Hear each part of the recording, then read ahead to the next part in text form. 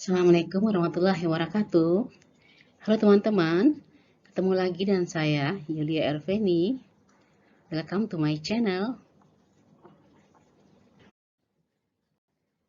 Teman-teman, pada video kali ini saya akan membahas tentang pentingnya kompensasi yang adil bagi karyawan. Oh ya, sebelum kita masuk ke materinya, bagi teman-teman yang belum subscribe, yuk silakan subscribe and keep watching. Apa yang dimaksud dengan kompensasi karyawan?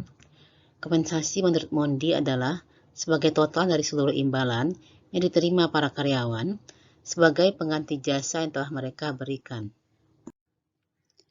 Kompensasi karyawan terdiri dari kompensasi finansial dan kompensasi non-finansial.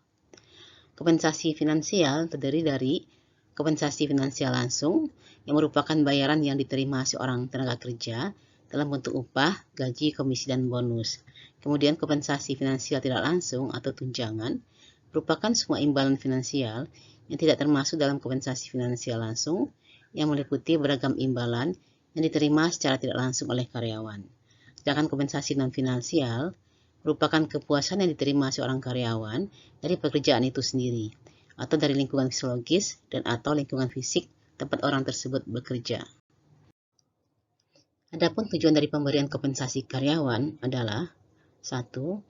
Untuk memperoleh personalia yang qualified, yaitu untuk menarik pelamar yang cakap yang sudah bekerja di berbagai perusahaan. Yang kedua, untuk mempertahankan karyawan yang ada sekarang dengan menjaga tingkat kompensasi agar tetap kompetitif dengan perusahaan-perusahaan lain. Yang ketiga, untuk menjamin keadilan, di mana bagian administrasi penggajian berusaha untuk memenuhi prinsip-prinsip keadilan. Yang keempat, untuk menghargai perilaku yang diinginkan, terutama bagi karyawan yang berprestasi baik, yang berpengalaman, yang memiliki kesetiaan terhadap organisasi atau perusahaan. Yang kelima, untuk mengendalikan biaya-biaya, yaitu untuk membantu organisasi mendapatkan dan mempertahankan SDM pada tingkat biaya yang layak. Yang keenam, untuk memenuhi peraturan-peraturan legal atau aturan hukum dengan memenuhi peraturan pemerintah yang mengatur tentang kompensasi karyawan.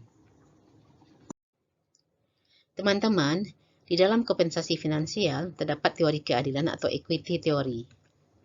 Teori keadilan atau equity theory ini menurut Mondi merupakan teori motivasi di mana orang menilai kinerja dan sikap mereka dengan membandingkan kontribusinya pada pekerjaan dan keuntungan yang diperoleh dengan kontribusi dan keuntungan orang lain yang sebanding, yang dalam kenyataannya bisa menyerupai atau tidak menyerupai mereka. Lebih lanjut lagi, teori keadilan dapat dijelaskan di mana seseorang termotivasi secara proporsional terhadap persepsi keadilan atas imbalan yang diterimanya untuk sejumlah usaha tertentu dibandingkan dengan apa yang diterima orang lain.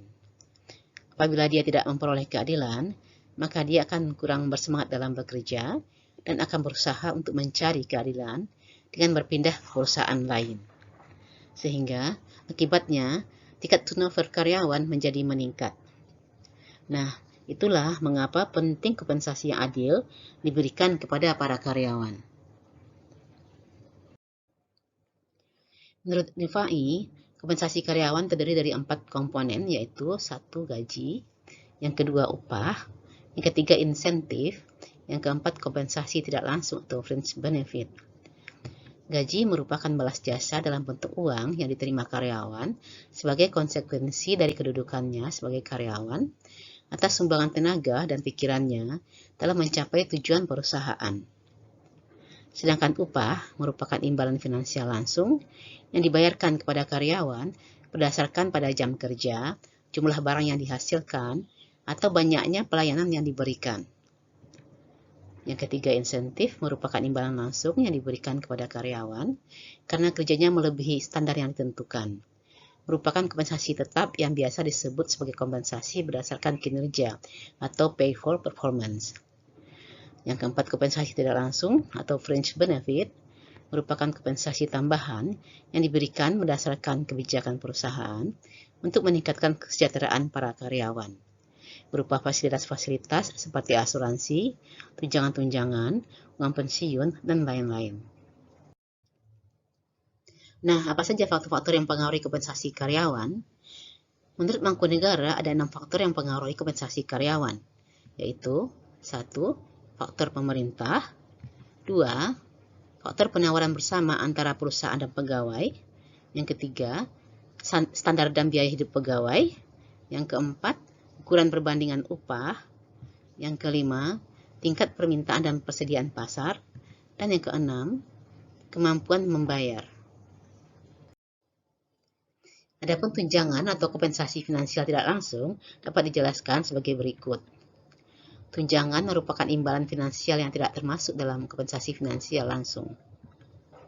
Tunjangan diterima karyawan secara tidak langsung dalam bentuk asuransi dan program-program lainnya untuk kesehatan, keselamatan, keamanan, dan kesejahteraan para karyawan.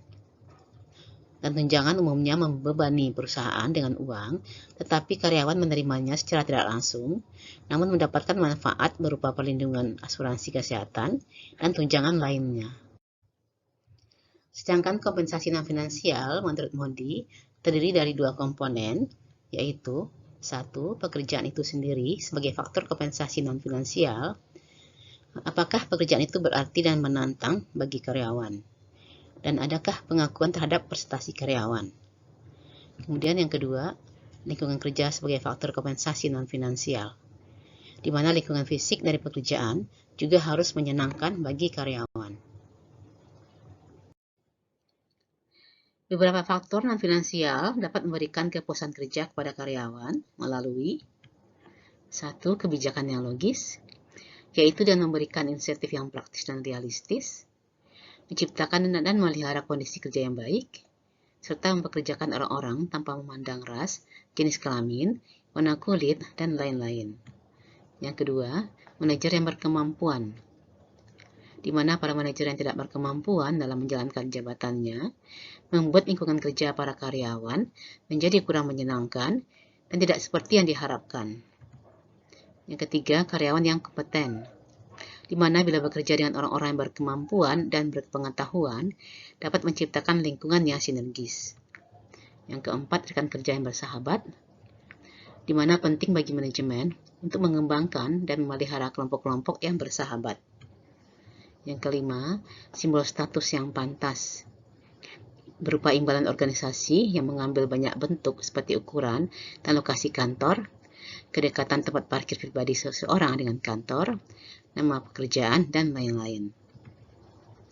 Yang keenam, kondisi kerja, di mana pendingin udara serta tempat kerja yang aman dan sehat dianggap perlu.